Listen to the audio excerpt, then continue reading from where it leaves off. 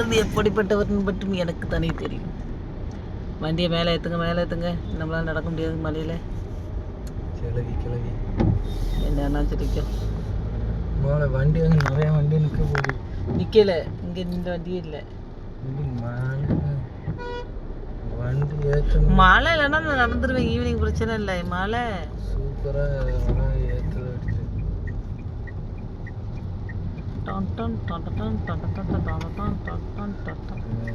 இவன் வசூல் பிடிப்பானோ? ஆமாம். அப்போ அங்கேயே போயிருங்க.